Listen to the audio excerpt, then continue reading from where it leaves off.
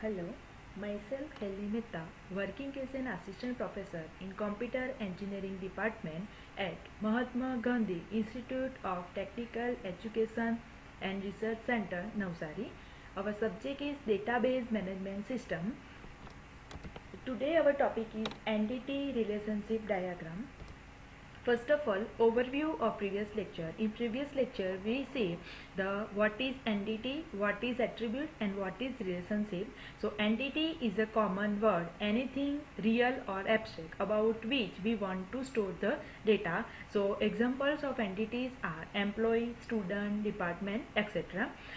Next is attribute. Attribute is a characteristic property of an entity. An entity could have multiple attributes. So suppose see here we have a entity car. So attributes of entity car would be color, model number, number of doors, etc. So entity and attributes are the most important part of the ER diagram. And next is relationship. Relationship is a natural association that exists between one or more entity. So entity relationship is between two entities. Here we have an example of library in which employee borrows book from the library. So one entity is employee, second entity is book, and the relationship between employee and books would be borrow. Okay, so entity, attributes, and relationship are most important parts of ER diagram. Now next is instance. So instance is a occurrence. Okay, so suppose department is a entity, so the education and research, HR, finance are the instances of the department. But another example is department is entity, then computer department, mechanical department, civil department, electrical department are the instances of the entity. Okay, for example, another example is employee. Okay, so name of the employees are the instances of employee. Suppose employee is entity, then which are the attributes? The employee name, employee number, okay, address, phone number are the attributes of the entity, and we represent entity in a rectangle. Okay, so employee is an entity. Okay, so for any institute there are many employees. Okay, so name of the employees are the instances. For example, Heli, Vishal, Vivek, Janki are the instances of employee.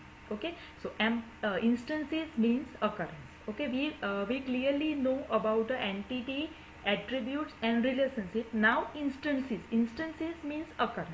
Okay, clearly here clearly we can understand that employee is a entity. The name of the employees Heli, Vishal, Vivek, Janki are the instances of the employee. Okay, next is cardinality of a relationship. A cardinality of relationships define the type of relationship between the two participative entity.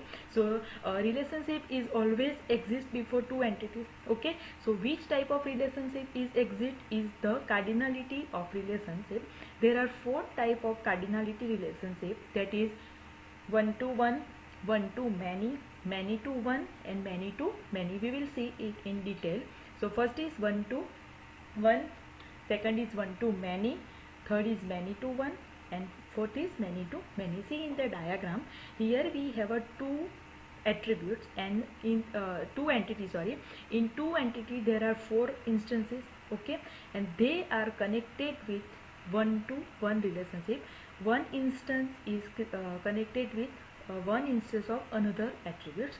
Okay, so this is the one to one relationship. See here, one to many means one instance with many instances of another entity. Okay, next is many to one.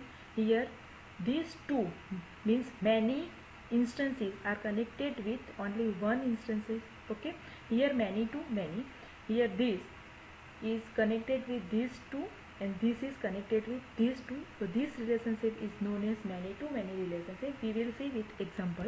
See here, first one to one relationship. In this relationship, one instance of entity is related to another instance of the entity. Both participating entities have a one to one relationship. See here, these four are the instance of this entity. these four are the instance of this entity and they are connected with in one-to-one manner. It is clearly see in the diagram. See another example. Here we have a one person, that is P1, P2, P3, P4. So P1 is a entity person, P1, P2, P3 and P4 are the instances of this entity person. Okay. Now only one person can sit on only one chair at a time. Okay, and also one chair, that is C1, C2, C3, C4 can accommodate a maximum of one person at any given time. In this relationship, both the participating entities have a one-to-one relationship. See, here we have a one entity, that is person, and second entity it is chair. Okay, we have a person P1, P2, P3 and P4, and we have a person we have a chair C1, C2, C3, C4. Okay, at a time only one person can sit on a chair, and at a time on one chair can accommodate a maximum of one person. Okay, so in the diagram. Okay, so P1, C1, P2, C2, P3, C4, P4, C3. Here we have a relation 1 to 1. Okay, now see here how to represent it in a ER diagram, that 1-to-1 relationship. If the relationship set is 1-to-1, then both lines from relationship would have a arrow. In previous lecture we see the ER diagram. This example, here we have a customer name, customer street, customer city are the attributes. Customer is a entity. Here we have a account as an entity, account number, branch name, balance are the attributes of account, and between customer and account relationship is depositor. Now here we have a one-to-one relationship, means one customer deposit in one account. Okay, so whenever we have a relationship 1-to-1, then we have a arrow both sides. So from depositor to customer it is arrow, and from depositor to account this is arrow. So in one-to-one relationship, one instance of one entity is connected with only one instance of another entity, that is known as one-to-one relationship. Now next, one-to-many relationship. In one-to-many relationship, one instance of entity is related to multiple instead of another entity. Okay, see here we have a one instance. This one instance is connected with two instance of another entity. Okay, so this relationship is known as one-to-many relationship. Okay, see here one example. Here we have a one organization. This is our entity organization which have a instances O1, O2 and O3. O1, O2, O3. Okay, one organization can have many employees. Okay, so this is our another entity, and instances are E1, E2, E3, E4 and E5. Okay, now one organization have a many employees. Okay, but many employees have only one organization. Clear? Suppose our college is organization and our college is one college have many faculties. Clear? Now many faculties have only one college. So this is the relation one to many. Okay, so here O1 is connected with E1 and E2. So O1 is one organization have two employees E1 and E2. So see here, this is the one to many relationship. That is, one organization have many employees and many employees have only one organization. Okay, so this relationship is known as one to many relationship. Now in ER diagram, one to many relationship, if the relationship set is one to many from customer to account relationship, then line from relationship depositor to customer would have a arrow. See here we have a one to many relationship, that one customer deposit in many accounts. Okay, but many account have only one customer. Okay, so whenever we have a one relationship, here we have a arrow, that is one to many. Where it is many, we have to put only line, and where it is one, we have to put arrow. So this relationship is known as one to many relationship. Next is many to one relationship. This is the reverse of one to many relationship. In many instances of entity is related to one instance of another entity. Okay, see here we have a first entity, that is employee, and E1, E2, E3, E4 and E5 are our instances. Okay, now we have a department as another entity, and we have a D1, D2, D3 are the instances of department. Okay, so many employee can work for only one department. Okay, and one department have a many employees. See the example of computer department. Computer department, many faculties can work for computer department. Okay, but computer department have a many employees or many faculties. Okay, so many employee can work for only one department, but one department can have many employees. Okay, remember the example of computer department. Many faculties can work for only one department, that is computer, but the computer department have only one department have many faculties. Okay, so see here E1 and E2 are the faculties. Okay, so E1 and E2 are connected with D1, so it shows E1 and E2 two faculty have one department, but one department have many faculty. That is the many to one relationship. Okay, so many to one relationship. If the relationship set is many to one from customer to account relationship, then line from relationship depositor to account would have arrow. Okay, we have a many customer deposit in one account, only one account. Okay, so here we have a many customer, so we have to put on this line, and here we have only one account, so we have to put the arrow. So this relationship is known as many customer deposits in one account. So customers are many and account is only one, then it is known as many to one relationship. Next is many to many relationship. In this many to many relationship, multiple instances of one entity are related to multiple instances of another entity. Many to many relationship is superset of all the above mentioned relationship. All other relationships are special case of many to many relationships. See here we have a one entity, that is student, and we have S1, S2, S3, S4 are the instances of students, and we have another entity, that is instructor or faculty, that is I1, I2, I3, I4. Okay, now one students trained by many instructors. Okay, we have a different subject and different faculty of different subjects. Okay, so only one students trained by many instructors, and many instructor train multiple students. Okay, we have a class of 20 students. Okay, and one faculty have a 20 students. Okay, and that 20 students have a different faculty of different subjects. So this relationship is known as many to many relationship.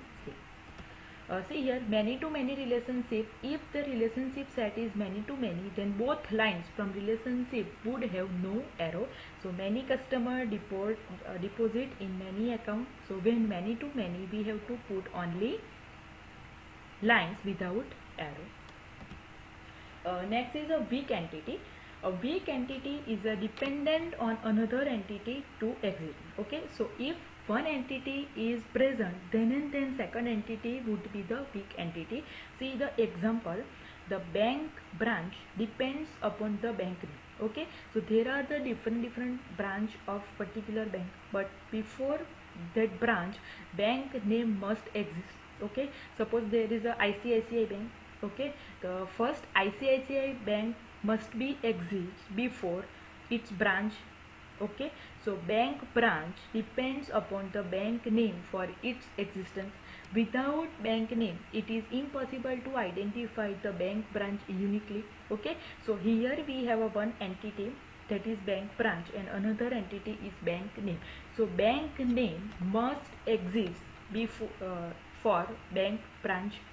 Okay, so bank branch is known as a weak entity, and weak entity is represented in the double rectangle. Okay, our normal entity is represented in a single rectangle, and weak entity is represented in a double rectangle. Next is cardinality.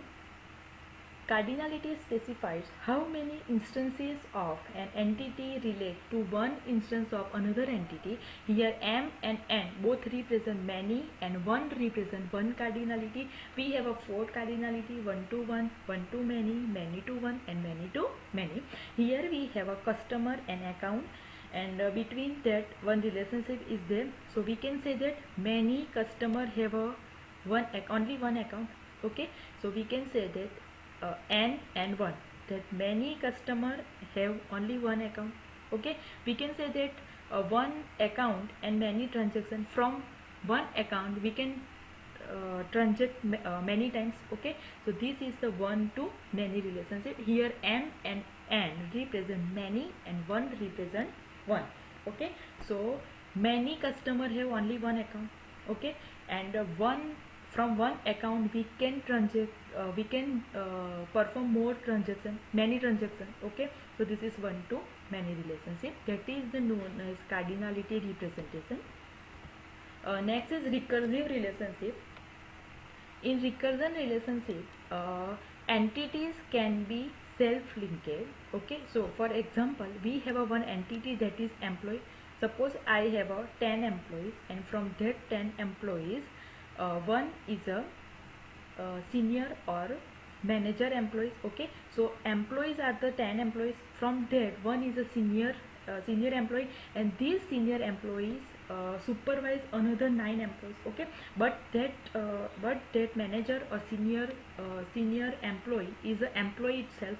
Okay, so entity represent employee over here. We can say that employee supervise employee. Okay, so from that 10 employees, one employee is a senior employee, and he or she supervise another 10 employees.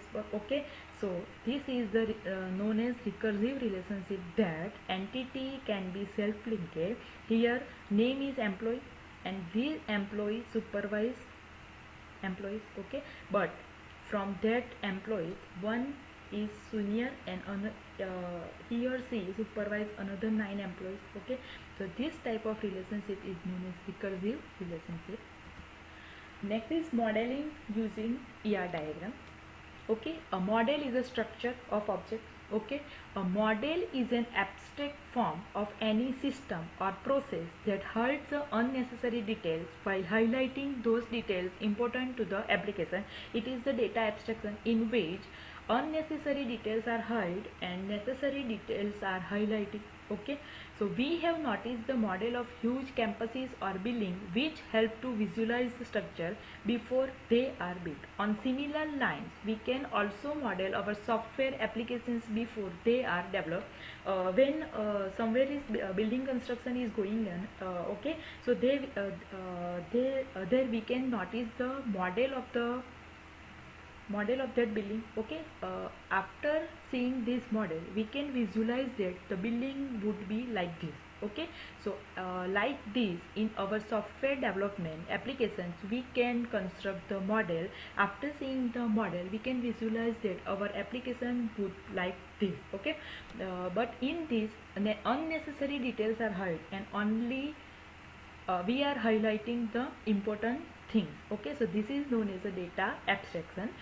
This will help the business users to visualize the application before it is developed. So before developing we can visualize our application, that our application will be look like this. Okay, and suggest changes if it is not as per their requirements. So modeling the database using ER diagram is called the ER modeling. This technique is known as top-down approach because one need not identify all the attributes to model the system using this technique. So first of all we are constructing the modeling. After that we will discuss with the customer, and as per the requirements we can change in the ER modeling.